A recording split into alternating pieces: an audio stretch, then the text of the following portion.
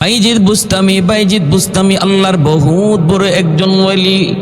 তিনি যেদিন ইন্তেকাল করলেন, স্বপ্ন যুগে আল্লাহর এক ওয়ালি তারে স্বপ্নে দেখলেন, জিজ্ঞেস করতেছেন, ওগো আল্লাহর ওয়ালি, কবর জগতে কেমন ব্যবহার করা হলো? বাইজিদ বুস্তামি বলেন, আল্লাহ আমাকে জিজ্ঞেস করলেন, বাইজিদ রে, কি নিয়ে আসছো আমি আল্লাহর দরবারে? আমি মনে মনে ভাবলাম, আমলের কথা যদি বলি ধরা খেয়ে যাব, কারণ আমলের ভিতরে কত গন্ডগোল। আমলের নিয়ত যদি সহি না থাকে আমল কবুল হবে না। মানুষকে দেখানো যদি উদ্দেশ্য থাকে নামাজ কবুল হবে না। মানুষকে দেখানো যদি উদ্দেশ্য থাকে দান করা কবুল হয় না। তাহলে আমলের কথা বলা যাবে না। বলবো কি? কই ইমানের কথাটা বলি। বলতেছেন, মালিক, ইমানটা নিয়ে এসেছি তোমার দরবারে নির্ভেজাল। ভেজাল কোনো ইমান আমার কাছে নাই। ভেজাল ইমান কাকে বলে? আল্লাহ যা পারে বান্দাও তা পারে, আল্লাহ যা পারে পীর বাবাও তা পারে, আল্লাহ যা পারে দয়াল বাবাও তা পারে। এমন বিশ্বাস যদি কারো অন্তরে থাকে, বোঝা গেল ভেজাল্লা ইমান। আওয়াজ দেয়া বলেন ঠিক না? সন্তান দেওয়ার মালিক কে? আওয়াজ আসতে কেন? জোরে বলেন কে? ধন দৌলত দেওয়ার মালিক কে? শান্তি দেওয়ার মালিক কে?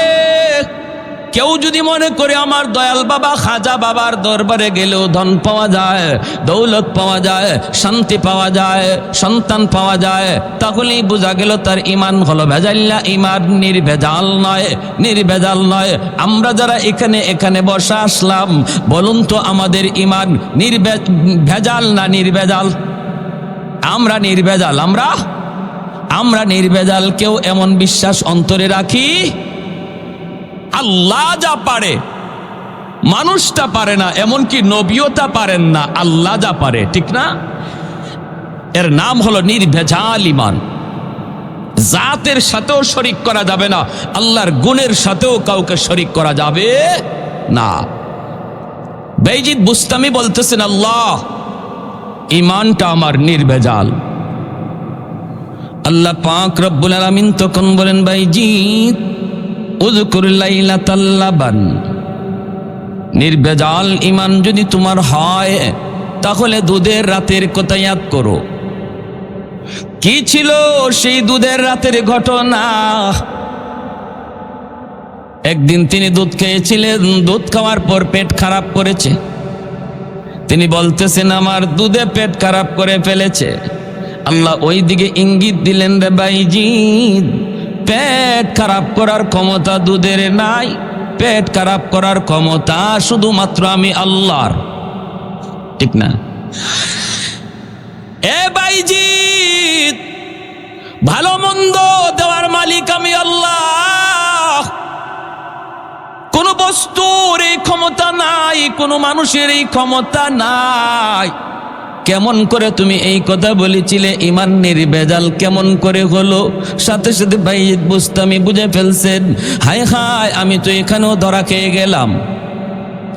আল্লাহর কুদরতি কদমে সেজদায় পড়ে বলতেছেন, মালিক, কিছুই আনতে পারি নাই গো আল্লাহ, খালি হাতে তোমার দরবারে এসেছি, দেখানোর মতো কিছুই নাই, একমাত্র তোমার দয়া আর মায়া সারা, একমাত্র তোমার দয়া মায়া সারা আমি বাইজিদ বুস্তামির মাপ পাওয়ার কোনো সুযোগ আমি দেখি না, আমি দেখি না গো আল্লাহ। তখনই আল্লাহ পাক কয়, বাইজিদ, একদিন শীতের রাতে তুমি একটা বিড়ালের বাচ্চাকে আদর করে লেপের নিচে জায়গা দিয়েছিলা। বিড়ালের বাচ্চাটা শীতের বাতাসে কনকনে শীত কষ্ট করে, দৃশ্যটা দেখার পরে তোমার কলিজায় মায়া লাগলো। বাচ্চাটারে তুমি আদর করে নিজের বিছানায় জায়গা দিয়েছিলা, লেপের নিচে জায়গা দিয়েছিলা। এই বিড়ালের বাচ্চাটা আমি আল্লাহরই বানানো মাখলুক। আমার একটা ছোট্ট মাখলুককে তুমি এতটুকু আদর করার কারণে আমি আল্লাহ খুশি হইয়া তোমাকে জান্নাতের উঁচু মাকাম দান করলাম। জোরে আওয়াজ দিয়া সুবহানাল্লাহ। তাহলে ছোট্ট একটা মাখলুকের প্রতি দয়া দেখাইলে যদি নাজাতের উসিলা হয়, মানুষের প্রতি মানুষ যদি মায়া দেখায়, মানুষের প্রতি মানুষ যদি দরদ দেখায়, মানুষের প্রতি মানুষ যদি একটু সাহায্যের জন্য আগায় যায়, তাহলে এই বিষয়টাও নাজাতের উসিলা হতে পারে কি পারে না?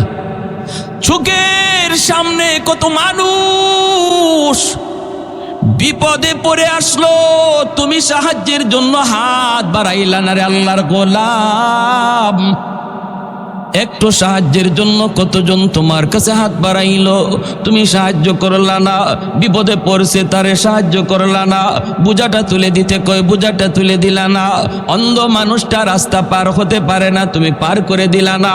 কিন্তু যুবক তুমি জানো না ওই অন্ধ মানুষটারে রাস্তা পার কইরা দেওয়া ও তোমার নাজাতের উসিলা হতে পারে।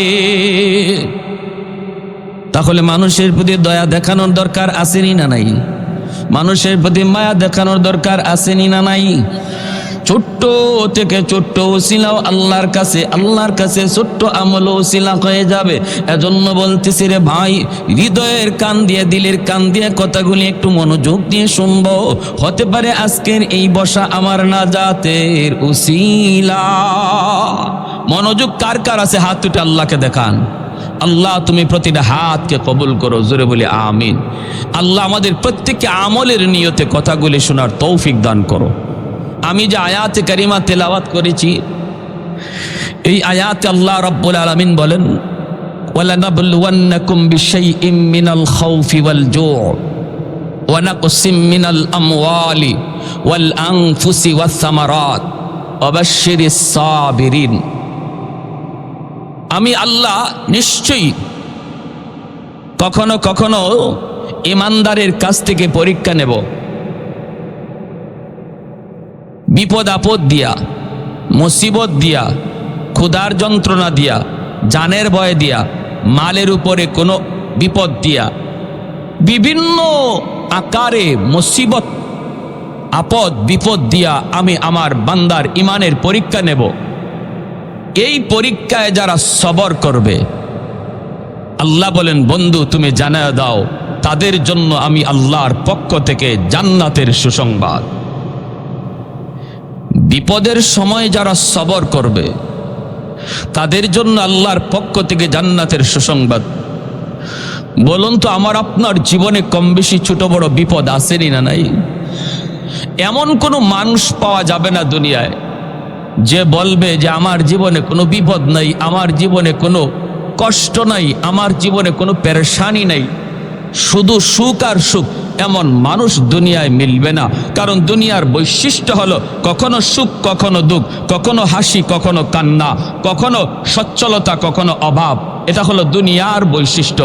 আর আখিরাতের বৈশিষ্ট্য হলো যার কপালে সুখ তার আজীবন সুখী থাকবে, আল্লাহ তারে জান্নাত দিবে, জান্নাতে দুঃখের কোনো লেশমাত্র নাই। আর আখিরাতের জীবনে যার কপালে দুঃখ, ওর কপালে শুধু দুঃখই থাকবে, সুখের কোনো সম্ভাবনা নাই।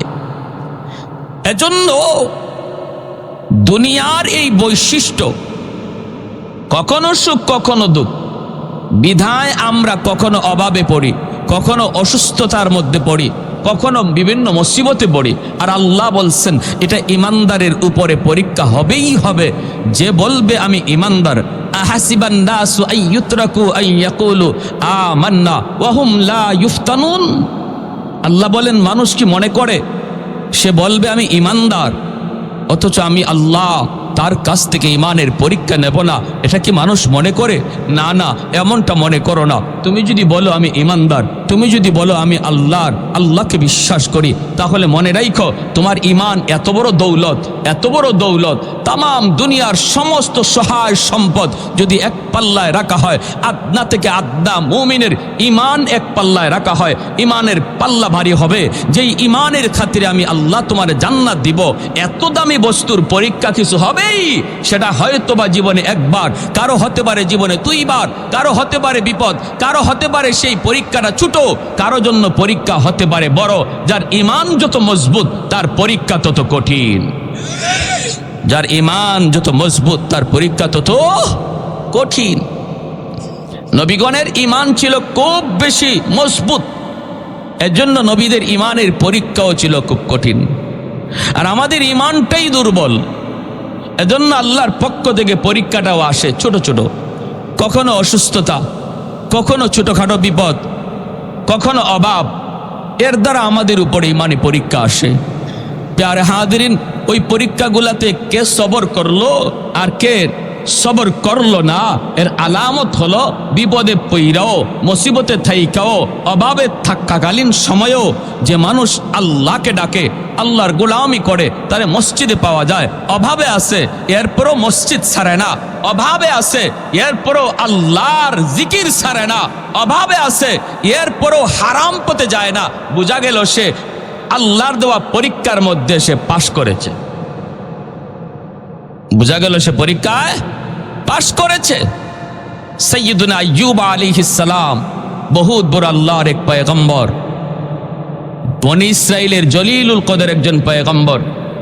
কি পরিমাণ পরীক্ষা ওনার উপর দিয়ে গেছে, তাহলে একটু আমাদের বুঝে আসবে যে আল্লাহ আমাকে আপনাকে দুনিয়ায় যে ছোটখাটো বিপদ দেয়, এই বিপদগুলা আমাদের জন্য কতটা সহজ। যদি নবীর এই পরীক্ষাটা শুনি আমরা ধারাবাহিকভাবে, তাহলে বুঝতে পারবো ইমানি পরীক্ষা কত কঠিন, আর আমাদের উপরে যা আস। ঠিক কিনা, ঠিক কিনা? মনোযোগ আছে তো ইনশাআল্লাহ? সবার মনোযোগ আছে তো ইনশাআল্লাহ? ভাইরা আমার, হযরত আইয়ুব আলাইহিস সালাম বনি ইসরায়েলের বহুত বড় একজন জলিলুল কদর পয়গম্বর। আল্লাহ পাক এমন নিয়ামত তারে দিয়া রাখছেন, নিয়ামতের সাগরে হাবুডুবু খাইতেছিলেন, কোনো দিক দিয়ে কোনো অভাব নাই। যেমন আল্লাহ তারে সুস্থতার নিয়ামত দিছেন, তেমন আল্লাহ তারে দৌলত দিছেন, সহায় সম্পদ দিছেন, রাজত্ব দিছেন। 4টা-6টা জোয়ান ছেলে আল্লাহ তারে দিছেন, ছেলেরাও জোয়ান, আর 4জন বিবি দিছেন। সর্বদিক দিয়ে 70 বছরের হায়াতের জীবন, সুস্থতার 70 বছরের হায়াতের জীবনে ওনার একটা মাথা ব্যথা পর্যন্ত হয় নাই। তাফসীরি কিতাবে লিখেন ঘাম বিচি পর্যন্ত উঠে নাই। আল্লাহ তারে এত নিয়ামত দিয়া রাখছেন, যেরকম সুবহানাল্লাহ। আমার ভাইরা, বন্ধুরা, যুবক, সুস্থতার চেয়ে বড় নিয়ামত আর কিছু নাই। একজন মানুষের জীবনের সবচেয়ে বড় নিয়ামত হলো সুস্থতার আল্লাহর গোলাম। এজন্যই তো মূসা নবী আল্লাহকে জিজ্ঞেস করেছিলেন, মালিক, আমি যদি খোদা হই, তুমি যদি বান্দা হও, আমার কাছে তুমি কি চাইবা? প্রশ্নটা বুঝছেন? আল্লাহ, আমি যদি খোদা হই, তুমি যদি বান্দা হও, কি চাইবা? আল্লাহ তখন বলেন, মূসা রে, এমন তো হবে না, যদি হইতো আমি সুস্থতার নিয়ামত চাইতাম। মূসা নবী কয়, মালিক, আমি পেয়ে গেছি, কি চাইবো? তোমার কাছে আমি কি চাইব? পেয়ে গেছি মালিক, আমিও সুস্থতার নিয়ামত চাই। এজন্য রে ভাই, আইয়ুব আলাইহিস সালামকে আল্লাহ পাক সুস্থতার নিয়ামত আল্লাহ দান করেছেন, সহায় সম্পদ দান করেছেন, স্ত্রী দান করেছেন, সন্তান দান করেছেন, রাজত্ব দিয়েছেন, ধন দৌলত, একটার পর একটা বাগান, একটার পর একটা ইন্ডাস্ট্রি, একটার পর একটা শিল্প কারখানা, বাড়তেই শুধু বাড়তেই থাকলো। এত কিছু নিয়ামতের ভিতরেও আল্লাহর পয়গম্বর আল্লাহর গোলামি করা ছাড়েন না, আল্লাহর শুকর বন্ধ করেন না, আল্লাহর জিকির বন্ধ করেন না। সমাজে কিছু মানুষ পাওয়া যাবে, যখন পয়সা করি হাতের মধ্যে আসে, তখনই সে গুনার দিকে ধাবিত হয়।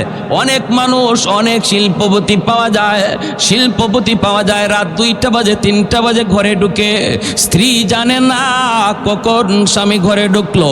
কোটিপতির সন্তান রাত 6টা বাজে ঘরে আসে, বাবা জানে না, মা জানে না। পয়সায় অনেককে নষ্ট করে ফেলে, চরিত্র নষ্ট করে ফেলে, ক্যারেক্টার নষ্ট করে ফেলে। মানুষ যখন সুখে পড়ে, কেউ আছে আল্লাহকে ভুলে যায়। কিন্তু আল্লাহর পয়গম্বর সাইয়্যিদুনা আইয়ুব আলাইহিস সালাম তেনার অভাব তো নাই, সুখে আছেন, আল্লাহকে ভুলেন না, আল্লাহকে ভুলেন না, আল্লাহর গোলামি বাদ দেন না। জিকির বন্ধ নাই, আল্লাহর জিকির বন্ধ নাই। ইবলিস তখন ডাক দিয়ে কয়, ওগো আল্লাহ, তোমার পয়গম্বর এত তোমারে ডাকে কেন জানোনি? কেন যাকে জানোনি কেন? আল্লাহ পাকে ইবলিস কয়, সুখে রাখছো এজন্য তোমারে ডাকে, সুখে রাখছো এজন্য তোমার জিকির করে। অভাব কি জিনিস জানে না, বিপদ কি জিনিস বুঝে না, মুসিবত কি জিনিস জানে না, পরীক্ষা কি জিনিস এখনো বুঝে নাই।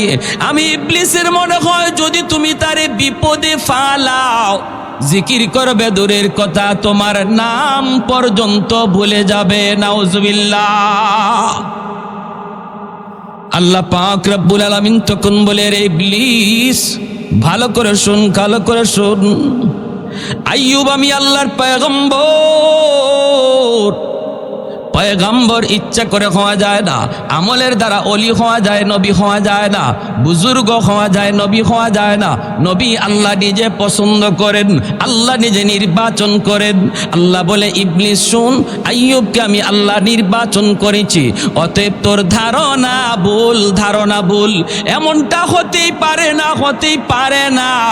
ইবলিস কয়, তাহলে বিপদে ফালায়া দেখো, পরীক্ষায় ফালায়া দেখো, দেখো না তোমার নাম কেমনে লয়, তোমার নাম কেমনে লয়।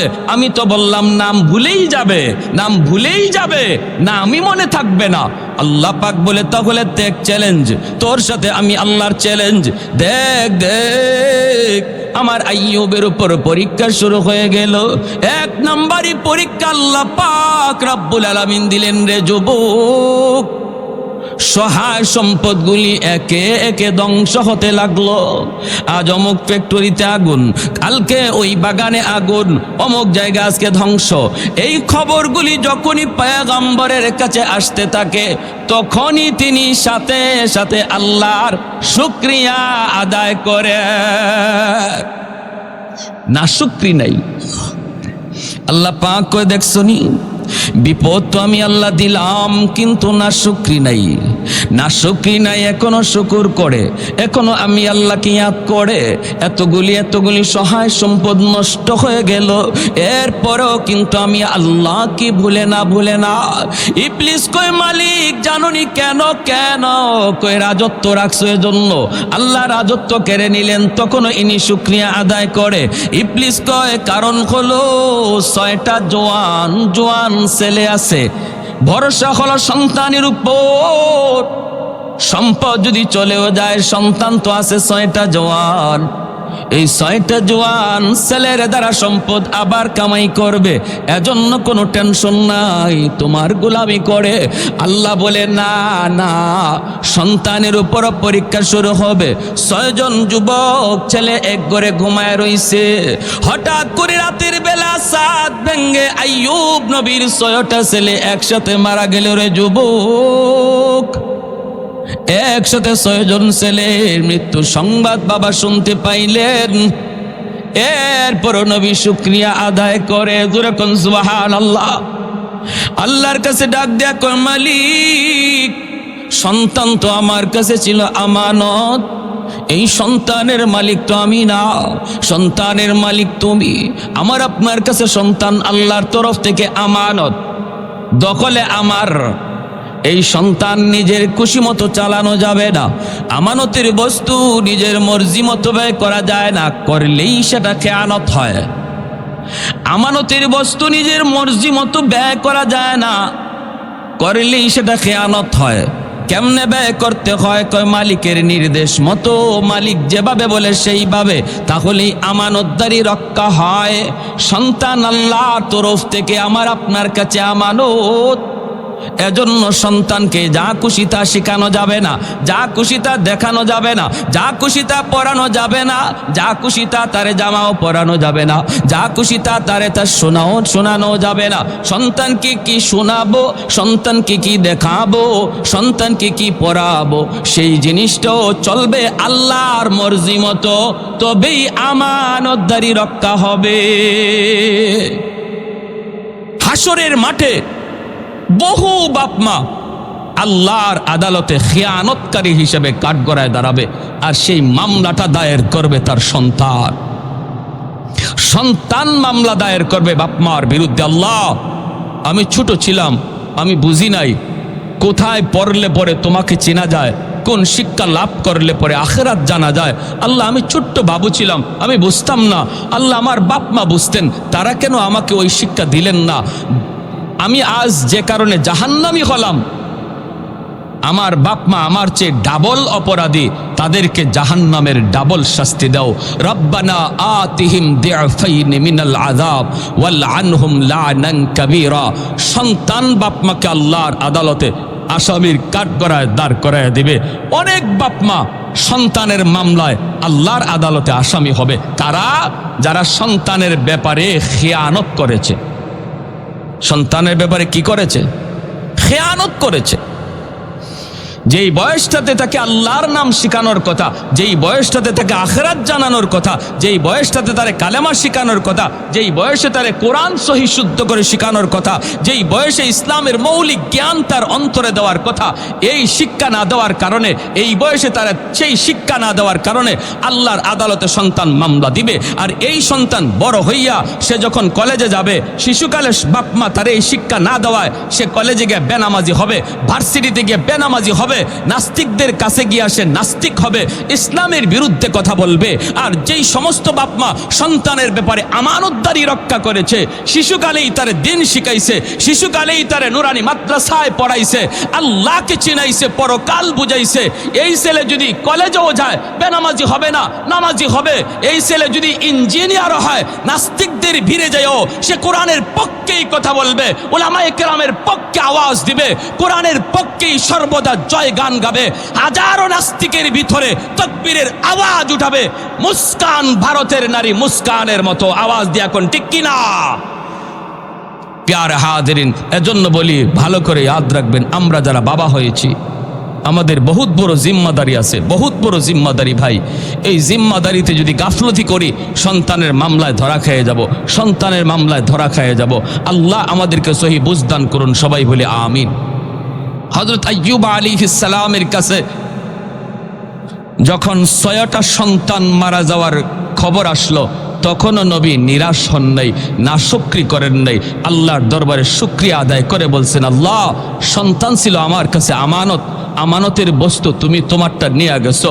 আল্লাহ, আমার সন্তান যে পথের প্রতীক, আমিও সেই পথের প্রতীক। আজ গেছে আমার সন্তান, কাল যাব আমি। দুনিয়ার এটাই নিয়ম, আসার সময় সিরিয়াল মেনটেন হয়, যাবার সময় কোনো সিরিয়াল নাই। আবার আসার সময় বাবা আগে আসে, সন্তান পরে আসে। যাবার সময় দেখা যায় বাবার আগে ছেলে যায়, নাতির আগেও দাদা চলে যায়, ঠিক কিনা? আমার ভাইয়েরা, বন্ধুরা, একটু মনোযোগ লক্ষ্য করে শুনো রে আল্লাহর গোলাম। যেই মাত্র আইয়ুব আলাইহিস সালামের কাছে ৬টা ছেলের মৃত্যু সংবাদ কানে আসলো, তখনও নবী শুকরিয়া আদায় করেন। আল্লাহ পাক ইবলিসকে ডাক দেয়া বলে, ইবলিস দেখ, পরীক্ষায় আমার আইয়ুব একে একে যতগুলি পরীক্ষা আমি আল্লাহ তারে দিচ্ছি রে, সবগুলি পরীক্ষায় আইয়ুব পাশ করেছে, শুধু না A+ পায়া পাশ করেছে। ইবলিস কই, মালিক, এখনো তোমার শুকরিয়া কেন আদায় করে তুমি জানো নি? বলে কেন? এখনো তার 4টা স্ত্রী এখনো জমিনে আছে গো। 4 জন স্ত্রী যেই স্বামীর আছে তার কিসের টেনশন? ছেলে 6টা চলে যাক না 10টা চলে যাক, স্ত্রী তো আছে, সন্তান আবার দুনিয়া আসবে। এই ভরসায় তোমার গোলামি করে, এই ভরসায় এখনো তোমার উপরে সে নারাজ হয় না, এখনো নারাজ হয় না। আল্লাহ পাককে একে একে পরীক্ষা দেওয়ার জন্য শয়তান উদ্বুদ্ধ করতেছে। আল্লাহ পাক কয়, তাহলে শুন, 4টা স্ত্রীর উপর পরীক্ষা শুরু হয়ে গেল। 4 জন স্ত্রী, 3 জন এক খাটের মধ্যে ঘুমায় আছেন। একজন বিবি রহিম রহিমা। তিনি আছেন নবীর সাথে রাতের বেলা, যেই রাত্রে তিনজন এক খাটের মধ্যে শুয়ে আছেন রে আল্লাহর গোলাম। ওই রাতে সাত পইরা তিনজন স্ত্রী মারা গেলেন। এই খবর নবীর কাছে যখন আসলো, তখনও নবী নাশুকরি করে না, তখনও আল্লাহর শুকরিয়া আদায় করে, তখনও আল্লাহর শুকরিয়া আদায় করে। আল্লাহ পাক রব্বুল আলামিন কয়, এরে ইবলিস দেখ তো, দেখি দেখ আমার পয়গম্বর আইয়ুব কিন্তু এখনো আমি আল্লাহর শুকরিয়া আদায় করে। ইবলিস তখন কয়, কি শুনবেন? ইবলিস তখন কয়, মালিক এখনো শুকরিয়া আদায় করে, কারণ তারে সুস্থতার নিয়ামত তুমি দিয়েছ। হাত দুইটা এখনো তার সুস্থ, পা দুইটা এখনো সুস্থ, এখনো সে সুস্থ শরীর নিয়ে চলাফেরা করতে পারে। এজন্য তোমার শুকরিয়া আদায় করে। যেই মানুষটার হাত দুইটা সুস্থ সে কোনোদিন গরিব নয়, যার হাত পা দুইটা সুস্থ সেও গরিব নয়, কারণ সে কর্ম করে খাইতে পারে। ঠিক কিনা জোরে কন? কর্ম করে খাইতে পারে, সে গরিব নয়, গরিব নয়। আল্লাহ পাক রব্বুল আলামিনকে ইবলিস তখন ডাক দিয়া কয়, মালিক এজন্য তোমার এখনো শুকরিয়া আদায় করে। আল্লাহ পাক কয়, ইবলিস শুন শুন, তুই যত কথা বলস না কেন রে, আইয়ুব এমনে এমনে নবী হয় নাই, আমি আল্লাহ তারে নবী বানাইছি। নফল বন্দেগীর মাধ্যমে আল্লাহর ওলি হওয়া যায়, আব্দুল কাদের জিলানী হওয়া যায়, মঈনুদ্দিন চিশতি হওয়া যায়, কিন্তু নবী পয়গম্বর হওয়া যায় না, সাহাবী হওয়া যায় না। সাহাবী আল্লাহ পাক নিজে চয়েস করেন নবী পয়গম্বর কে হবে, সেটাও আল্লাহ পাকের চয়েস করা, আল্লাহ পাকের চয়েস করা। রব্বুল আলামিন তখন ডাক দিয়ে কই, ইবলিস তাহলে শুন, এইবার পরীক্ষা শুরু হবে আমার পয়গম্বরের শারীরিক পরীক্ষা, দেহের উপরে পরীক্ষা শুরু হবে। এরে যুবক, দিলটা একটু নরম করে কথাগুলি শুনো রে আল্লাহর গোলাম। দুনিয়াতে কম বেশি পরীক্ষা আমাদের সবার জীবনে আসে। কেউ কখনো অসুস্থ হইয়া মসজিদ সাইরা দেই, কেউ কখনো বিপদে পইরা আল্লাহর নাম সাইরা দেই। আমি আমার জীবনে পেয়েছি, সিলেটের এক জায়গায় ওয়াজে গিয়েছিলাম, মানুষজন আমারে কইতেছে, হুজুর ওই যে একটা ঘর দেখতেছেন, এই ঘরের লোকটা ছিল অনেক নামাজি বড় দিনদার, লোকটা ছিল বড় নামাজি বড় দিনদার। হঠাৎ করে লোকটা একটা বিপদে পড়ে গেল। বিপদে পড়ার পরই সে চিৎকার করে কয়, এত নামাজ পড়লাম, এত রোজা রাখলাম, এত আল্লাহরে ডাকলাম, আল্লাহ আমারে কেন বিপদে ফেলাইল? বেনামাজি সুদখোর ঘুষখোর আল্লাহ কোনো বিপদ দেয় না, আমাকে বুঝি আল্লাহ দেখল, এই বইলা মসজিদ ছেড়ে দিছে। হুজুর এখন আর মসজিদে আয় না, আল্লাহর বিরুদ্ধে কথা কয়, রাস্তায় রাস্তায় গোটে নাস্তিকদের মতো কথা কয়। এরে আল্লাহর গোলাপ, একটু দিলটা নরম করে কথাগুলি শোনো। যদি তুমি বিপদের সময় সবর কইরা, বিপদের সময় তুমি আল্লাহকে ডাকো, হাসরের ময়দানে আল্লাহ পাক আইয়ুব নবীর সাথে তোমারে জান্নাত দান করবে। জোরে কোন সুবহানাল্লাহ। শরীরের পশমের গোড়ায় গোড়ায় ফুসকা পড়ে গেল, ফুসকা, এই ফুসকার ভিতরে পোকা জন্ম নিল, পোকা, ফুসকার ভিতরে পোকা জন্ম নিল, শরীর পচে যাইতে লাগলো, সারা শরীরটা আস্তে আস্তে পচতে শুরু করলো। ভাইরে নবী, শরীর থেকে এত দুর্গন্ধ বের হয়, এলাকার মানুষজন কয়, ঘরের প্রতিবেশী লোকে কয়, প্রতিবেশীরাও ডাক দিয়া কয়, তাড়াতাড়ি ঘর থেকে বের করো, এলাকায় থাকা যাবে না, এত দুর্গন্ধ, সারা শরীর পচে যাইতেছে।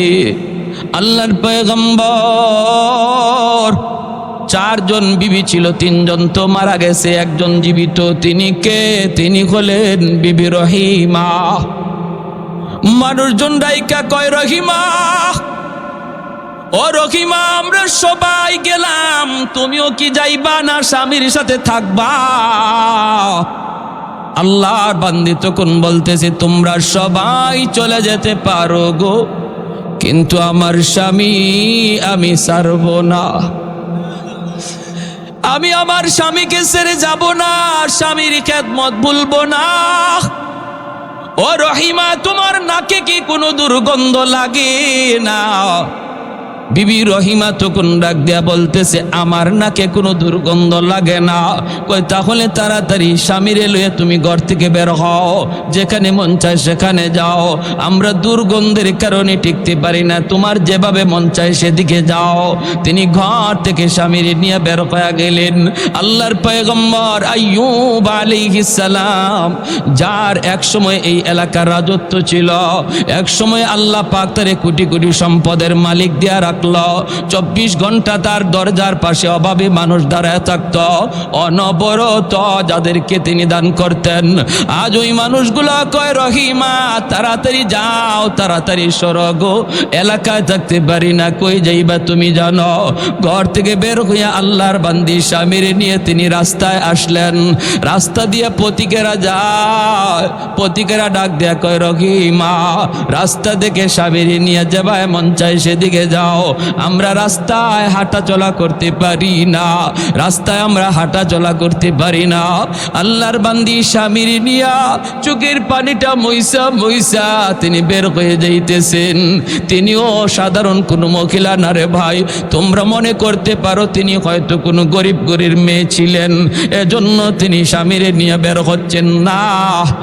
বিবি রহিমা তিনিও ছিলেন কে? তিনিও ছিলেন নবী পরিবারের সন্তান, হযরত ইউসুফ আলাইহিস সালামের নাতিন, ছেলের ঘরের নাতিন। আল্লাহু আকবার। নবী পয়গম্বর গণের পরিবারের সন্তান, রাজ পরিবারের মেয়ে, রাজ পরিবারের মহিলা। মুহূর্তের ভিতরে তিনিও স্বামীরে ফালায়া চলে যেতে পারতেন, কারণ বাবার বাড়ি হলো রাজবাড়ি, বাবার বাড়ি হলো রাজবাড়ি, আবার নবী পরিবারের একজন মেয়ে। কিন্তু না না, তিনি বুঝতেন স্বামীর কদর, স্বামী কত বড় দৌলত, এটা তিনি বুঝতেন। বিদায় বলছেন, তোমাদের নাকে গন্ধ লাগে, কিন্তু আমার স্বামীর পচা গন্ধ আমার নাকে লাগে না। রাস্তার পাশেও থাকতে দিল না, স্বামীকে লইয়া মাঠে চলে গেলেন। মাঠে, ও আমার বিনোদর চোরের মা বোনেরা, একটু মনোযোগ দিয়া খেয়াল করে শোনো গো মা, তোমাদের ঘটনা বলতেছি, তোমাদের একটা ইতিহাস বলতেছি। কাকে বলে স্ত্রী, কাকে বলে স্বামী, কাকে বলে সংসার, একটু মনোযোগ দিয়ে শোনো।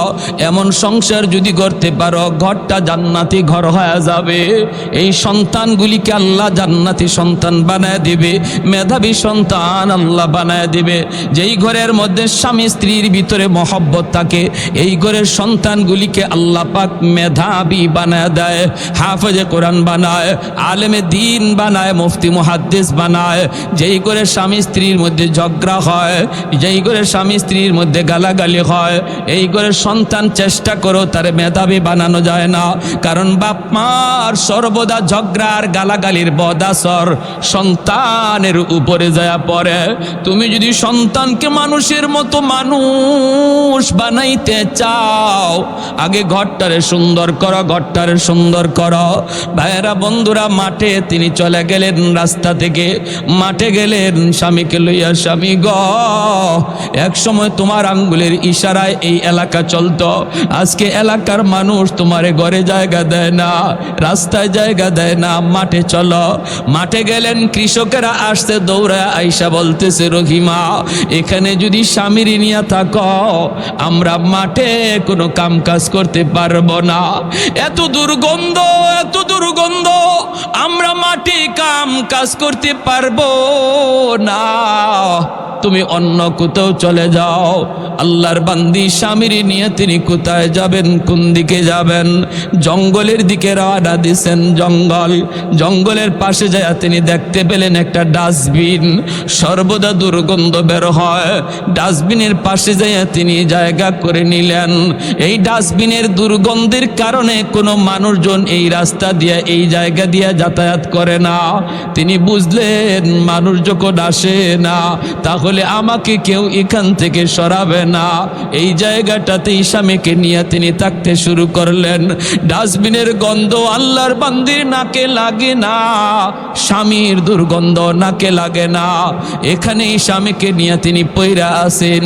বাইরে একদিন দুই দিন নয়, মাসকে মাস চলছে। দিনের বেলা মানুষের বাড়িতে যান কাম কাজ করার জন্য, যাইয়া তিনি কাম কইরা কিছু খাবার সংগ্রহ কইরা স্বামীকে আইনা খাওয়ান, হালুয়া খাওয়ান। হালুয়া শক্ত খাবার খাওয়াইতে পারেন না, স্বামী খাইতে পারেন না। আইয়ুব আলাইহিস সালামের পুরা দেহটা পুকে খেয়ে ফেলতেছে, জিহ্বাটা এখনো পুকে ধরে নাই। আইয়ুব নবী ডাক দিয়া কয়, মালিক সারা দেহ আমার পুকে খাক, আমার আপত্তি নাই, আপত্তি নাই। যখনই আমি তোমাকে জিহ্বা দিয়া আল্লাহ কইয়া ডাক দিতে দেই, সাথে সাথে আমার সব কষ্ট আমি ভুলে যাই। ও মালিক, এজন্য তোমার কাছে আমার আবদার, আমার জিহ্বাটারে তুমি পোকা দিয়া খাওয়ায়ো না, যেন আমি জিহ্বা দিয়ে তোমাকে আল্লাহ আল্লাহ কইয়া ডাকতে পারি। জোরে কোন সুবহানাল্লাহ।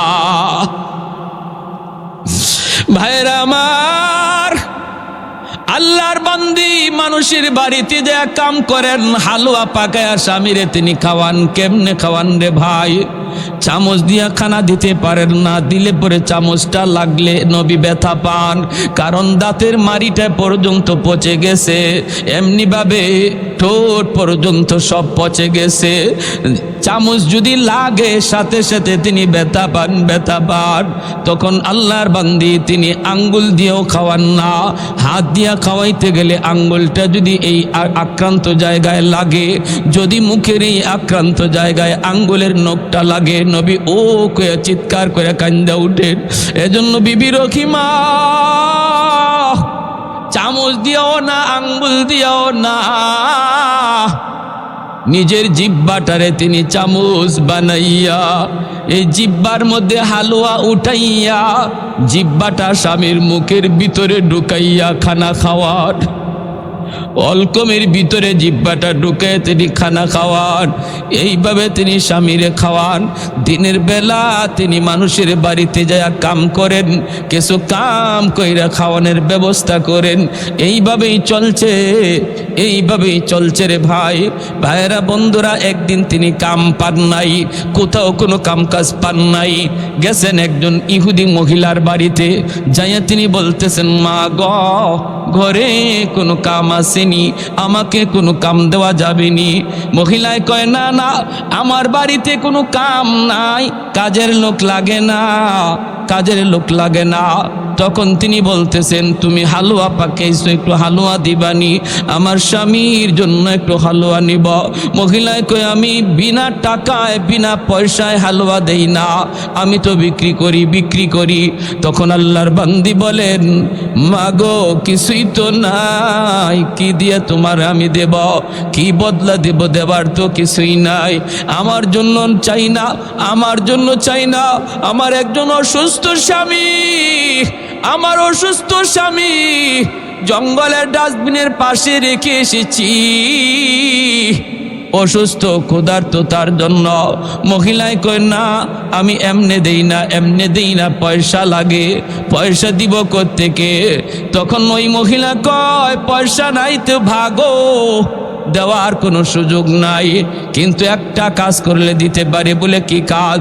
কয়, তোমার চুলগুলি অনেক লম্বা দেখা যায়, যদি কিছু চুল কাইটা আমাকে দেও, এই চুলের বিনিময়ে তোমাকে হালুয়া দেব। আল্লাহর বান্দি বিবি রহিমা কয়, না না মাগো, তুমি এমন কথা বইল না গো, আমার লম্বা চুল থাকার কারণে আমার স্বামী আমার চুলে দইরা বসা থেকে মাঝে মাঝে দাঁড়ায়, আমার চুলটারে আমার স্বামী লাঠি বানায়। আর একটু জোরে কোন সুবহানাল্লাহ। ও আমার মা বোনেরা, খেয়াল করে শুনো, আমার নবী রহমতের নবী বলেছেন, আইয়ুমা ইমরাতিন ইদা সাল্লাত খামসাহা ওয়া সামাত শাহরাহা ওয়া হাফিজাত ফারজাহা ওয়া আতাআত বালাহা। নবী বলেন যেই মহিলা চারটা কাজের জিম্মাদার হয়ে যায়, আল্লাহর তৈরি জান্নাতের যে কোনো দরজা দিয়ে ঢুকবে, কেউ তারে বাধা দিবে না, বাধা দেওয়ার কোনো সুযোগ তার নাই। এক নাম্বার হলো যদি কোনো মহিলা নামাজের হিসাবটা ঠিক মতো আল্লাহরে বুঝাইতে পারে, অক্ত মতো নামাজ পড়া নেয়, পরের ওক্তে নামাজ নেয় না, যথা টাইমে নামাজ যেই মহিলা আদায় করে। দুই নম্বর হলো যেই মহিলা রমজান মাসে রোজা ঠিক মতো রাখে। তিন নম্বর হলো নবী বলেন যেই মহিলা খাস পর্দা করে। খাস পর্দা বলতে আমরা কি বুঝিনি রে ভাই? খাস পর্দা হলো ঘরের পর্দা, বাহিরের পর্দা। ঘরেও কিন্তু পর্দা আছে, বাহিরেও পর্দা আছে। বাহিরের পর্দা হলো বের হওয়ার সময় মোটা কাপড়ের বোরকা পরে বের হও, ঢিলা ঢালা বোরকা পরে বের হও, এটা হলো বাহিরের পর্দা। মুখটাও তোমার ঢাকা থাকবে, হাত মোজা পা মোজা লাগানো থাকবে, এটা হলো বাহিরে বের হওয়ার পর্দা। আর যদি একান্ত ঘরে তুমি থাকো, তুমি ঘরে থাকো, ঘরেই থাকো, একান্ত প্রয়োজনে বের হলে মোটা কাপড়ের বোরকা পরে বের হবা। ঘরের ভিতরে থাকলে তোমার পর্দা আছে। চাচাতো ভাইয়ের সাথে পর্দা করা তোমার ফরজ, মামাতো ভাইয়ের সাথে পর্দা করা ফরজ, খালাতো ভাইয়ের সাথে পর্দা করা ফরজ। এমনি ভাবে ভাইয়েরা বন্ধুরা, গ্রামের সম্পর্কের চাচা, গ্রামের সম্পর্কের নানা, গ্রামের সম্পর্কের দাদা, গ্রামের সম্পর্কের মামা, গ্রামের সম্পর্কের যত যা কিছু আছে সব হলো তোমার জন্য বেগানা। তাদের সাথে দেখা করা তোমার জন্য হারাম, কথা বলা হারাম।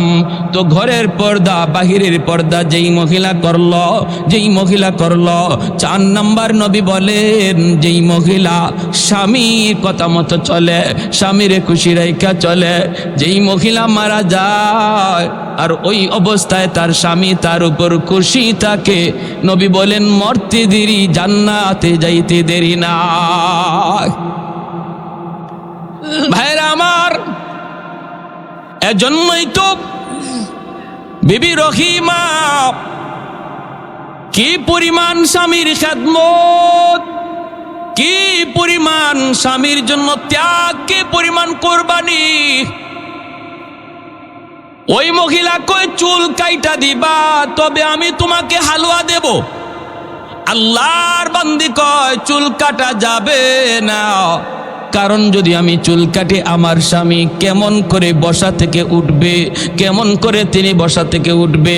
ইহুদি মহিলা কই এত কিছু বুঝি না, যদি আমার কাছ থেকে হালুয়া নিতে হয় চুল দেওয়া লাগবে। তিনি বাধ্য হয়ে গেলেন চুল দেওয়ার জন্য, সাথে সাথে একটু চুল কাইটা দিয়া দিল। স্বামীর কারণে নিজের চুলটা তিনি কিছু দিয়া দিলেন কাইটা। শয়তান কিন্তু সুযোগ পায়া গেছে, শয়তান পিছনে লাইগা আছে কেমন করে স্বামী স্ত্রীর ভিতরে একটা ভুল বুঝাবুঝি সৃষ্টি করাইতে পারে। শয়তান যদি স্বামী স্ত্রীর মধ্যে ভুল বুঝাবুঝি করাইতে পারে, তালাকের পর্যায়ে নিতে পারে, সংসার যদি ভাঙ্গা দিতে পারে। আল্লাহর নবী বলেন শয়তানের জীবনের যত শয়তানি আছে রে, সমস্ত শয়তানির ভিতরে সবচেয়ে বড় শয়তানি হলো তালাক, সবচেয়ে বড় শয়তানি হলো ঘরের মধ্যে স্বামী স্ত্রীর ভিতরে গন্ডগোল। নবী বলেন একদিন ইবলিস সবগুলি ইবলিস রে নিয়ে একসাথে বইয়া বলতেছে আজকে কে কি খারাপ কাজ করছো একটু তালিকা দাও। একজনে কই একজন লোক মসজিদে যাইতেছিল, শয়তানি করে আমি মসজিদ থেকে ফিরাইয়া দিছি, আর মসজিদে যাইতে দেই নাই। কয় এটা তো সামান্য কাম, বড় কোনো কাম না। শয়তান কিন্তু মুকুট নিয়ে বসা, পুরস্কার নিয়ে বসা, এই লোকে পুরস্কার দিল না। আরেকজন রে কয় আমি মাপে কম দেওয়াইছি, আমি একটা দোকানদার রে বুদ্ধি কইরা মাপে কম দেওয়াইছি। শয়তান কয় এটাও বড় কোনো পাওয়ার কিছু না। একে একে সবাই সব দিল। একজনে কয়ে উঠছে উস্তাদজি আমি একটা কাম করছি। বলে কি কাম করছ? কয় স্বামী স্ত্রীর ভিতরে ঝগড়া লাগাইয়া স্বামীর মুখ দিয়া 3 তালাক দেওয়াইছি। ইবলিস সিংহাসন থেকে লাফ দিয়ে উঠা গেছে, ওইটাই দৌড় দিয়া যায় তার মাথার মধ্যে পুরস্কার এই মুকুট দিয়া কয় তুই আজকে সবচেয়ে বড় শয়তানি করছ। তুমি আমার কাছ থেকে পুরস্কার পাওয়ার যোগ্য।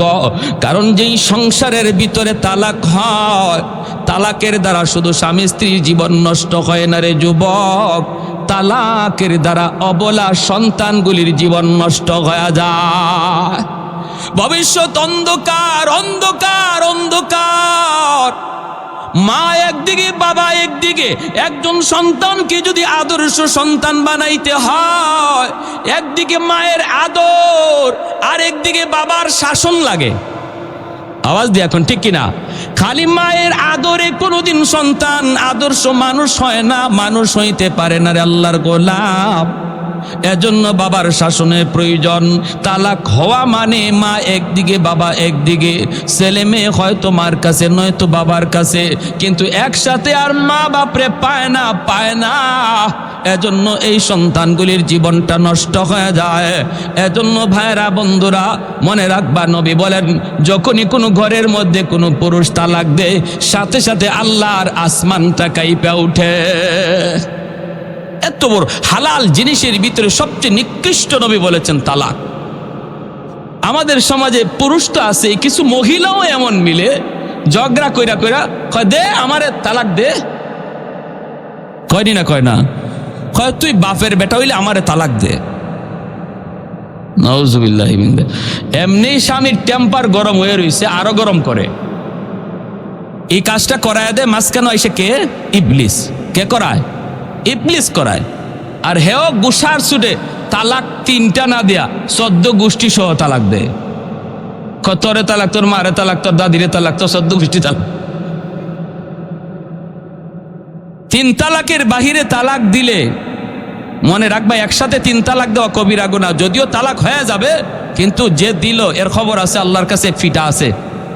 একসাথে 3 তালাক দেওয়ার কোনো বৈধতা নাই। তালাক দেওয়ার সিস্টেম হলো প্রতি মাসে একটা। যদি আপনি শাসন করলেন, আপনি বুঝাইলেন, পরিবারের লোক আনলেন, বসলেন দুই পক্ষ লইয়া, এরপরও সমস্যার সমাধান হয় না, আপনার বিবি উল্টা পথেই চলে, উল্টা পথেই চলে, বিছানা পরিত্যাগ করলেন, আপনি তার থেকে দূরে থাকলেন, কথা বন্ধ রাখলেন, হালকা একটু মারদুর। নবী বলেন হালকা মারদুর এর মানে বাঁশ লইয়া লাঠি লইয়া ফিরানি না, মেসওয়াক লইয়া একটু আস্তে কইরা একটু আঘাত দেওয়া। এর মানে একটু সে যেন অপমান বোধ করে, হায় রে আজকে আমার স্বামী হাত উঠায় ফেলছে, এতটুকু যেন তার অনুভূতিতে লাগে, তার ইজ্জতে যেন লাগে, এজন্য একটু হাত উঠানি। এর মানে এই না লাঠি লইয়া শরীরে দাগ ফালাইয়া দেওয়া, এরকম না। হালকা কিছু আঘাত করলেন, এরপরও সংশোধন হয় না, তখন শরীয়ত বলে সে যখন পবিত্র হালতে থাকে তখন তার 1 তালাক দাও। এরপরে আরেকবার যখন পবিত্র হয় পরের মাসে, ওই সময় আরেকটা তালাক দাও। তারপরেও যদি সংশোধন না হয়, 2 তালাক দেওয়ার পরেও সুযোগ ছিল তারে আনার, এরপরেও যখন সে সংশোধন না হয় তখন তারে আরেকটা তালাক, 3য় মাসে আরেকটা তালাক দাও। এভাবে হলো শরীয়তের তালাকের বৈধতা, তালাকের সিস্টেম। কিন্তু আমাদের সমাজে যেইভাবে তালাক দেওয়া হয়, এক বৈঠকে, এক বসায়, এগুলার কোনো তরিকা নাই, সিস্টেম নাই। তবে তালাক কি হবে না? বলে হ্যাঁ হবে, 100%। হযরত ওমর রাদিয়াল্লাহু তাআলা আনহুর জমানায় এক লোক 3 তালাক না দিয়া তালাক দিয়া লাইছে বউরে 100টা। ওমর রাদিয়াল্লাহু তাআলা আনহু তারে ডাকায় আনছেন, আইনা বলেন বসো, তোমার তালাক দেওয়ার বৈধতা কয়টা? বলে 3টা। তে 100টা দিলা কেন? গুসার ছুটে মারছি। হে গুসা করে মারছো, তো 3টা তোমার পাওনা, এজন্য 3টা তুমি দিছো, আর বাকি যে 97টা দিছো এটা এখন তোমার ফিডে পাওনা। এজন্য হয়তো তোমার বেত আইনা 97টা বেত হের ফিটও দিছেন, বলে ওইটা 1 তালাক, এটা 2 তালাক। এজন্য যুবক ভাইরা সাবধান। তালাক যদিও শরীয়তে বৈধ রাখছে, কিন্তু এটা কখন? যখন দেয়ালে পিঠ লেগে যায়, কোনো দিক দিয়া আর সমাধান হচ্ছে না। এটা ছেলে খেলা নয়, তামাশা নয়। হুজুর গুসার চুটে দিয়া দিছি, আমার তখন মাথায় জ্ঞান ছিল না। তালাক কেউ হাসতে হাসতে দেয় না, গুসা করেই দেয়, রাগ উঠলেই দেয়। এজন্য কোনো সুযোগ নাই, 3 তালাক দিয়া দিবেন, আর কোনো সুযোগ নাই ফিরায় আনার। হুজুরদের কাছে দৌড়ায় কোনো লাভ নাই। প্যারে হাদিরিন, এজন্য ইবলিস কইতেছে আজকে পুরস্কার পাওয়ার অধিকার তোমার। তুমি বহুত বড় কাজ করছো, কারণ সংসারে দুইজন শুধু নষ্ট না, তাদের অবলা সন্তানগুলির ভবিষ্যৎ অন্ধকার। প্যারে হাজরিন, এজন্য আমার ভাইরা বলতেছিলাম, শরীয়তের বিধানগুলা, শরীয়তের মাসালা মাসাইলগুলা, এগুলো আমাদের জানা থাকার দরকার আসেনি না নাই? আর একটু জোরে কোন আসেনি না নাই? আমার ভাইরা বন্ধুর আল্লাহর গোলাম, যেই মাত্র চুলটা কাইটা তিনি দিয়া দিলেন, হালুয়া নিয়ে আসলেন। স্বামীর কাছে আসার আগে ইবলিস আইয়ুব আলাইহিস সালামের কাছে আয়েশা বলতেছে, নবী গো, জানেননি একটা গোপন খবর? কিসের খবর? কয় খবর হলো আপনার স্ত্রী মানুষের বাড়িতে চুরি কইরা কইরা আপনার জন্য খানা নিয়ে আসে। এই খবর তো আপনি রাখেন না, আপনি তো এই খবর রাখেন না। প্রতিদিন চুরি করে কেউ ধরতে পারে না, কিন্তু আজকে ধরা খাওয়া গেছে। ধরা খাওয়ার কারণে তার চুল কাইটা দিছে। চুল যদি আমার কথা বিশ্বাস না হয়, আসার পরে চুলের দিকে তাকায় দেখেন, আজ কিন্তু তার চুল কাটা চুরিতে ধরা পড়ছে। এজন্য নাউজুবিল্লাহ জোরে কর। এর নাম হলো ইবলিস। এর নাম কি?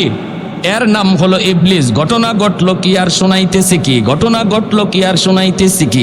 আল্লাহর পয়গম্বর সাথে সাথে যেন আসমান মাথায় ভেঙে পড়লো, কারণ তিনি তো নবী। হারাম খানা তো তিনি খাইতে পারেন না, চুরির মাল নবী তো খাইতে পারেন না। কোনো ইমানদার মুমিন কোনোদিন হারাম মাল খাইতে পারে না, চুরির মাল ডাকাতির মাল মুসলমান খাইতে পারে না। ভাইরা বন্ধুর আল্লাহর পয়গম্বর আওয়াজ দেয়া কই, মালিক, ঘটনা যদি এমনই হয়, আমাকে তুমি কেমন পরীক্ষায় ফেলাইছো গো আল্লাহ? আমি ওই স্ত্রীকে নিয়ে সংসার করব না, আমি তার স্ত্রী হিসেবেও মেনে নিব না। যদি তার মাথার চুল আমি কাটা পাই, তাহলে আমি কসম করলাম 100টা বেদ তারে দিব, 100টা বেদ দিব। আল্লাহর পয়গম্বর আইয়ুব আলাইহিস সালাম তিনি অপেক্ষায় বসা আছেন, বিবি আসবেন, তারপরে তিনি দেখবেন মাথার চুল কাটা নাকি। তিনি দেখবেন বিবি রহিমা হালুয়া নিয়ে স্বামীর কাছে তিনি হাজির হলেন। ভাইরা, তিনি হালুয়া দিলেন, নবী তো হালুয়া খাইতে রাজি না। তিনি তো বলতেছেন, রহিমা গো, মাথার চুলগুলি একটু দেখাও। দেখাইতেই তিনি দেখেন চুল কাটা। আল্লাহর নবীর কলিজার মধ্যে যেন রক্তক্ষরণ হয়ে যায়। হায় রে, আমি কি শুনলাম? যা শুনলাম তা তো বাস্তব। সাথে সাথে তিনি বলেন, রহিমা গো, ও রহিমা, তুমি না একজন নবী পরিবারের মেয়ে, তুমি না নবী পরিবারের মেয়ে গো, কেমন করে তুমি এমন কাম করলা? আমি তো চুরির মাল চাই না, ডাকাতির মাল চাই না, আমি না খায়া মরতে রাজি, তবু হারাম খানা খাইতে রাজি না। হারাম খানা যদি ঘরের ভিতরে ঢুকে রে ভাই, হারামের বদাসর, হারামের বদাসর নিজের মধ্যে পড়ে, সন্তানের মধ্যে পড়ে। সুদের টাকা যদি আপনি ঘরে ঢুকান, সন্তানের রক্ত মাংস হারাম টাকা দিয়া বড় হয়। এই সন্তান বড় হওয়ার পরে কোনোদিন নামাজি হয় না, আলেমদের পক্ষে কথা বলে না, ইসলামের পক্ষে কথা বলবে না, বাপ মার সাথে ভালো আচরণ করবে না, বাপ মার সাথে বেয়াদবি করবে, বাবার সাথে বেয়াদবি করবে, বাবার গায়ে হাত উঠাইতে পারে, কারণ তার শরীরে রক্ত মাংস তুমি বাবা হারাম টাকা দিয়া বড় করছ। আজ আমাদের সমাজের চিত্র এত খারাপ, এত খারাপ। কেন সন্তানগুলি বেপথে বেলাইনে চলে গেল? মায়ের কথা শুনে না, বাবার কথা শুনে না। কত বাবার অভিযোগ, হুজুর একটু পানি ফরা দেন, হুজুর একটু পানি ফরা দেন, পোলারে পাই না, হুজুর একটু পানি ফরা দেন, পোলাটায় কথা শুনে না, হুজুর একটু পানি ফরা দেন, মেয়েটায় কথা শুনে না। আমি যদি জিজ্ঞেস করি, বাবারে তুমি কি করো, কি করো, কি করো, কিভাবে টাকা কামাই করছো, খবর নিয়ে দেখা যায় প্রতিদিন ঘুষ খাইছে, ঘুষের টাকা দিয়া সন্তানরে বড় করছে। যদি আমি বলি ছেলের জন্য আপনাকে যদি 1 গ্লাস পানি পরা দিতে হয়, আপনার জন্য পানি পরা দিতে হবে 1 জগ। মানুষগুলি কয় হুজুরদের পানি পড়ায় কাম হয় না, কাম হয় না। আমি বলি না, পানি পড়া কাম হয়, কিন্তু ওই পানি পড়া যেই ঘরে যেয়ে ঢুকবে, এই ঘরে ঢুকার সময় যায় দেখে ঘরের রহমতের দরজা বন্ধ। কারণ ঘরের ভিতরে সুদ ঢুকে, ঘরের ভিতরে ঘুষ ঢুকে, ঘরের ভিতরে হারাম ঢুকে।